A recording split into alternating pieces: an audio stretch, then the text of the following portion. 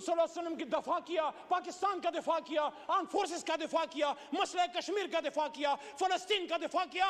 जब जेल में अडयाला में मुमताज कादरी साहब के सेल में, डेथ सेल में पड़ा होता था, मैं सोचता था कि क्या जुर्म करके आए हो। जब अडयाला से जेल में लेके गए, ये मेरे जेब से ये कलम ले लिया गया, ये तस्वीर ले ली गई, उन्हीं जूतों में आज आया हूं जो जूते मेरे जेल में उतार दिए गए, ये वकील का कोट मेरे बदन से उतार दिया गया। क्या मैं मुजरिम था? मैं अपने अल्हम्दुलिल्लाह इस काले कोट पे फख्र करता हूं जो पाकिस्तान बनाने वाले का कोट है।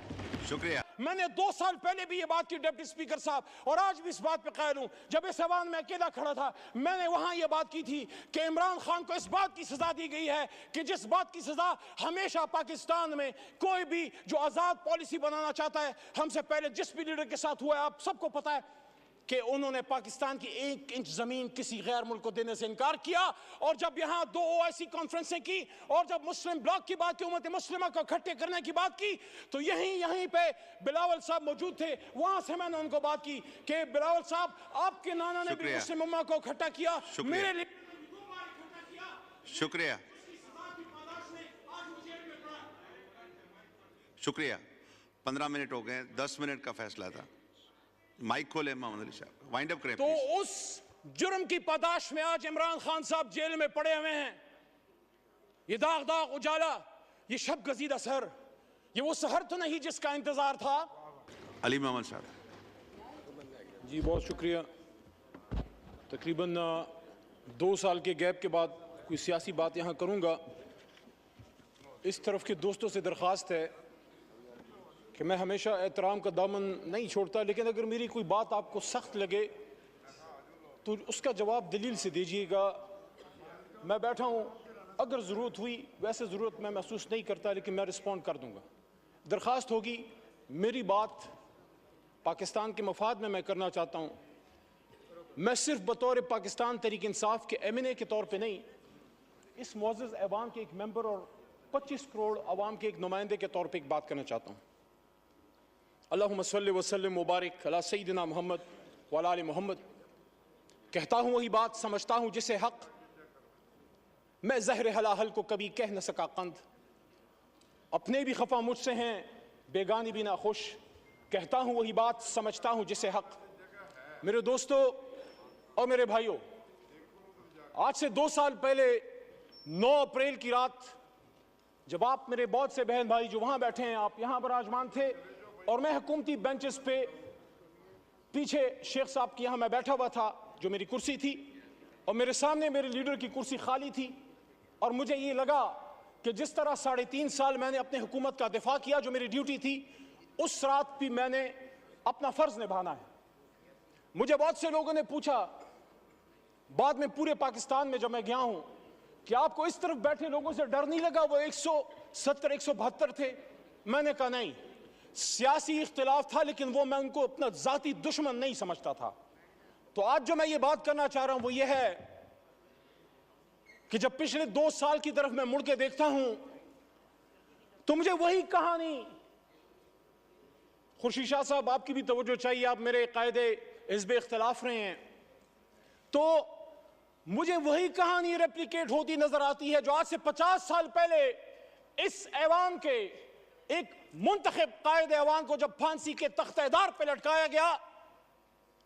पाकिस्तान तो नहीं बदला, फर्क सिर्फ यह है कि कभी हथकड़ी डाल के नवाज शरीफ की तरह जहाज में बैठा के मुल्क से दरबदर कर दो, कभी बेनजीर भुट्टो की तरह, शहीद की तरह। बाप फांसी पे चढ़ चुका है, बेटी को पाकिस्तान में रहने की इजाजत नहीं, मां समेत उसको मुल्क से दरबदर कर दिया गया, जो वो पता नहीं 17, 18 या 20 साल की होगी, मुझे नहीं पता, but she was young and unmarried at that time. वापस आती है, फिर दरबदर की जाती है, and she was forced to go to exile once again, and her life ended in Liaquat Bagh, where she was martyred on 27 December 2007। वही लियाकत बाग जो एक और लीडर हमारा कायदे आजम का दायां हाथ खा चुका है।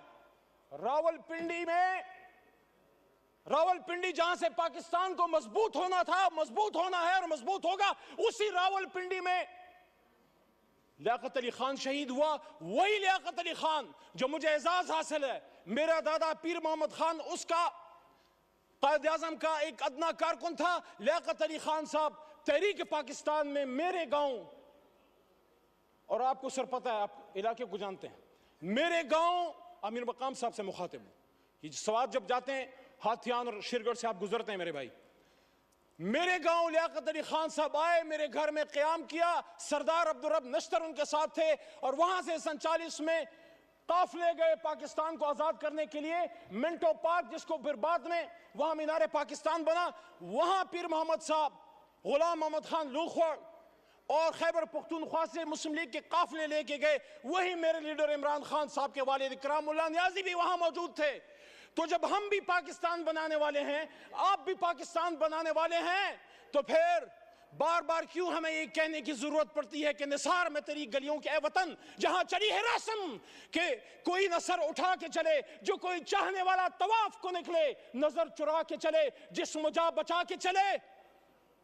मेरे भाई तार और छोटा भाई बैठा है, मैं एहतराम करता हूं आपकी जमात की सियासी लीडरशिप की जदोजहद का जो अगर उन्होंने की है, लेकिन जहां हम इस बात को कंडेम करते हैं कि जब एक ताले आजमा परवेज मुशर्रफ ने एक मुंतखब वज़ीर आज़म जिससे हमें लाख इख्तिलाफ है, कभी मैं मुस्लिम लीग नून का ना वोटर रहा हूं, ना सपोर्टर रहा हूं, ना कारकुन रहा हूं, लेकिन हथकड़ी डाल के जब मुल्क बदर किया गया तो फिर आपसे भी एक्सपेक्टेशन है कि आपका भी लाख इख्तिलाफ होगा। लेकिन जब आप यहां तशरीफ फरमा थे, यही शहबाज शरीफ साहब कायद हिज़्ब इख्तिलाफ की कुर्सी पे होते थे, सामने असद भाई जो मेरी शमूलियत मेरे इनके हाथ में हुई, हमने तहरीक इंसाफ में जब शमूलियत की, मैं जब बाकायदा शामिल हुआ, असद कैसर साहब 2011 में आए, हमें शामिल किया, उसी कुर्सी पे बैठे होते थे। 1996 में मेरे खानदान ने, जब चिराग निशान था, इमरान खान का बल्ला नहीं था, तब मेरे खानदान ने वोट किया है। लेकिन वहां उस कुर्सी पे जो आदमी बैठा होता था, इमरान खान, वो चाहे आप उसको पसंद ना करें, आपको पसंद ना आए, लेकिन कायदे ऐवान तो था, उसको इसी पाकिस्तान में वजीराबाद में गोलियां मारेगी, 4 गोलियां खा के वो बैठा है अडयाला जेल में। क्या अडयाला गुंटानामो वे है जनाब स्पीकर साहब, डिप्टी स्पीकर साहब? वहां पाकिस्तान का आईन नाफिज अमल नहीं। आज भी हम अपने लीडर से नहीं मिल सकते। कल पाबंदी दोबारा लगी है। मैं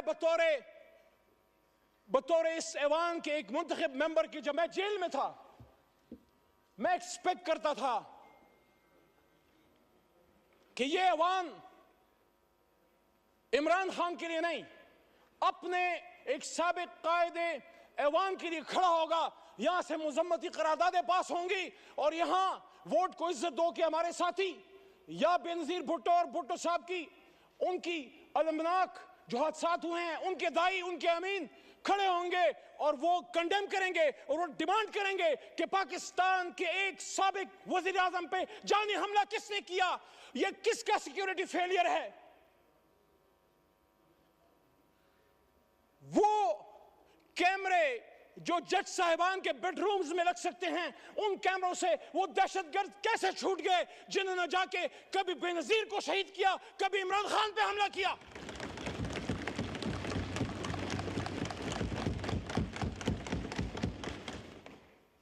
पीछे कायद की तस्वीर लगा के जनाब डिप्टी स्पीकर साहब, पाकिस्तान के मसले हल नहीं होंगे। इसी कायद की तस्वीर को लगा के पाकिस्तान के लोगों के ऊपर बूटों से उनको रौंदा जाता है। किसी को शक है तो कल जाके आजाद कश्मीर में देख ले, कल आजाद कश्मीर में क्या हुआ है। वो नजारे हम नहीं देखना चाहते।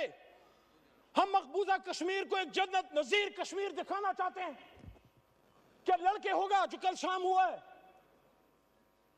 कायद आजम ने 1948 में जनाब डिप्टी स्पीकर साहब फरमाया था, और आर्म फोर्सेस को कोटा स्टाफ कॉलेज में जाके बात करते हैं, कायद की बात करें, बताएं इनको, जिनको कायद की फरमान और जिनको कायद पसंद नहीं है, जिनको कायद की लीडरशिप के अहकामात पसंद नहीं है, वो फिर अपने लिए कोई और मुल्क जाके ढूंढ लें। पाकिस्तान में रहना है तो कायद की स्टेटमेंट्स, उनके हुक्म पे पाकिस्तान चलेगा। 1948, founder of Pakistan Quaid Azam Mohammad Ali Jinnah staff college says, arm forces को कह रहे हैं, आई होप इसको बीप ना कर दिया जाए, ये कायद आज़म का फरमान है, इमरान खान का नहीं। आपको आदत पड़ गई है बीप करने की। I want to remember, आपकी इजाज़त से, that the executive authority flows from the head of the government, which is the chief executive, which is the Prime Minister of Pakistan. Also Governor General होते थे sir. This is the legal position. Do not forget that the armed forces are the servants of the people. मत भूलें कि armed forces पाकिस्तानियों के खिदमत गुजार हैं. You do not make national policy. Armed forces को कह रहे हैं कि आप national policy नहीं बनाते. It is we the civilians. ये civilian leadership, ये जो 25 करोड़ की नुमाइंदा, ये जो गुलदस्ता इधर बैठा है, फॉर्म 47 या 45 पे बाद में आएंगे. इस वक्त ऐवान की बात है, यहां से पॉलिसी बनेगी. मैं नहीं कह रहा, वो कह रहा है. This is the legal position. Do not forget that the armed forces are the servants of the people. You do not make national policy. It is we, the civilians, who decide these issues, and it is your duty to carry out these tasks with which you are entrusted. क्या 1958 में हुआ? क्या 1977 में हुआ? क्या 1998 में हुआ? मैं जब 16 फरवरी को एक लंबी जुदाई, लंबी कैद के बाद पहली बार अपने लीडर इमरान खान साहब से मिला,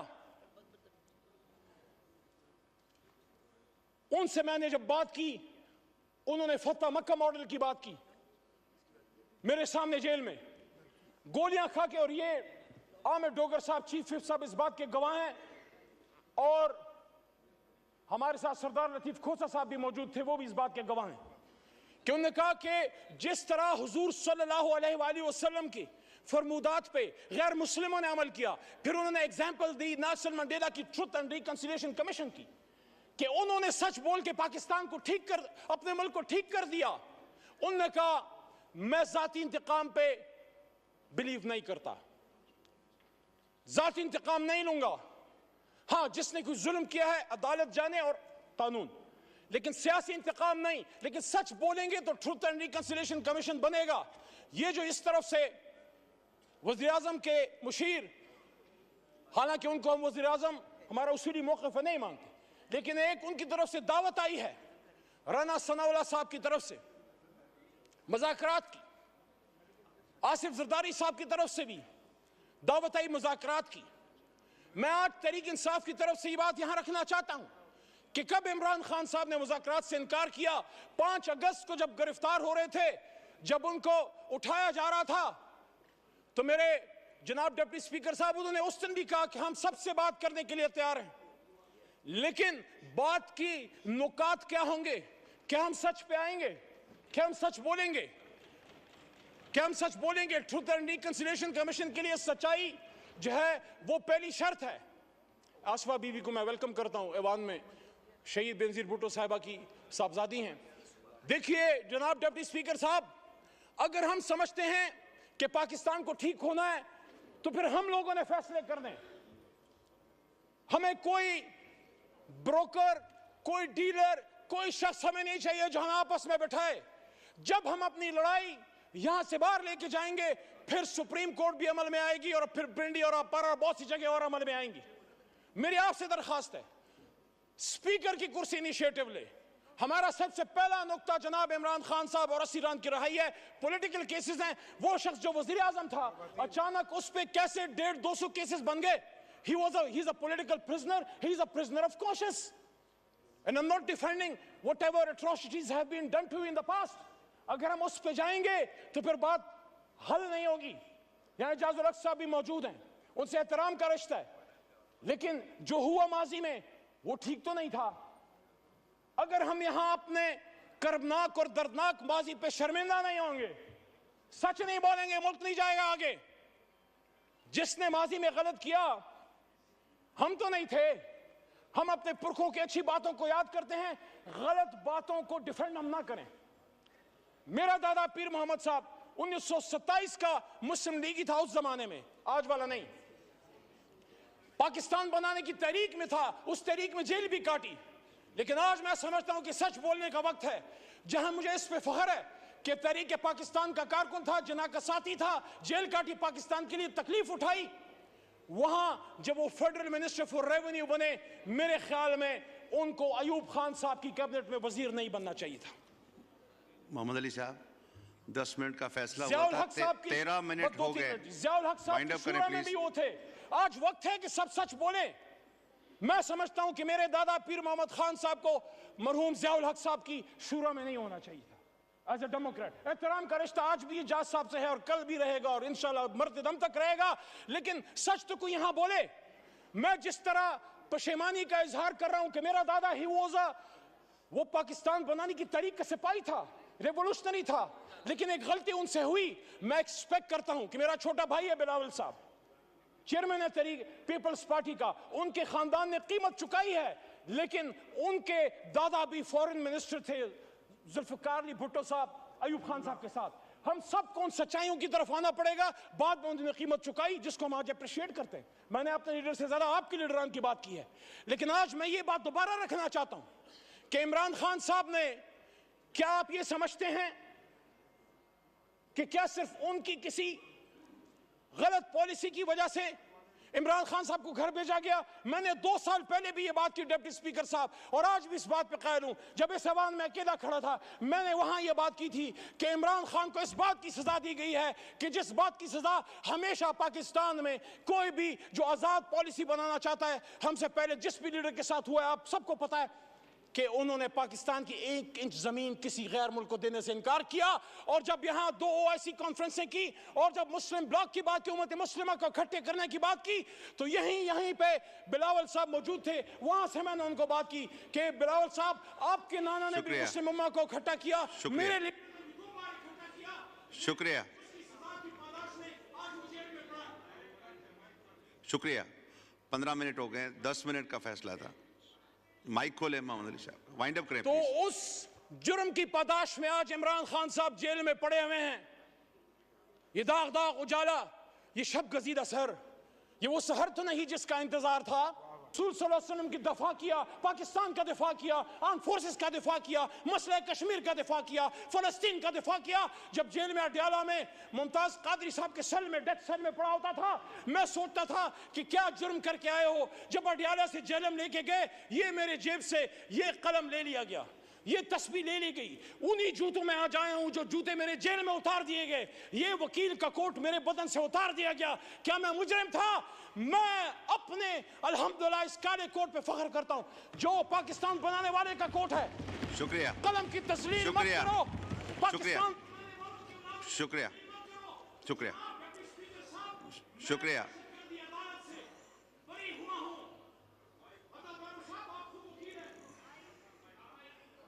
वाइंड अप करें, वाइंड अप करें मोहम्मद अली साहब जी, वाइंड अप करें प्लीज। मैं दहशतगर्दी अदालत मर्दान से बरी हुआ। जब मैं अदालत में पेश हुआ, पहले तो 3 MPO था, लेकिन मेरे पे दहशतगर्दी का दफा, आर्मी एक्ट जिसकी सजा मौत है। क्या मैं दहशतगर्द हूं? क्या अली मोहम्मद दहशतगर्द है? मर्दान ने तो पाकिस्तान बनाया है, मर्दान के बेटे को दहशतगर्द बना के पेश किया। मैं उन जज साहिबान अदालत को सलाम पेश करता हूं जो किसी प्रेशर में नहीं आए। और हाई कोर्ट पेशावर के हुक्म पे मैं फिर रिलीज हुआ।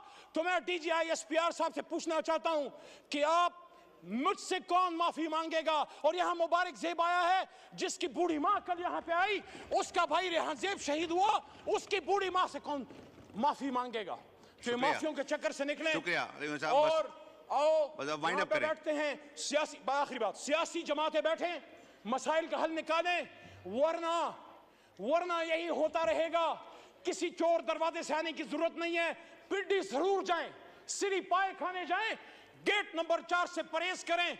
आए तो अवाम की ताकत से आए, फॉर्म 47 पे ना आए। और जब भी आए, जब अवाम आपके पीछे होगी, पाकिस्तान आपके पीछे होगा, अल्लाह आपके पीछे होगा। और इसी बात के साथ जो मैंने 2 साल पहले की थी कि वकुल जाल हक़ व ज़ाक़ल बातिल इन्नल बातिल कान ज़हूक़ा, और कह दीजिए ए मेरे हबीब कि जब हक आता है तो बातिल मिटता है, और बातिल तो है ही मिटने के लिए। पाकिस्तान जिंदाबाद, पाकिस्तान की जमहूरियत जिंदाबाद। शुक्रिया।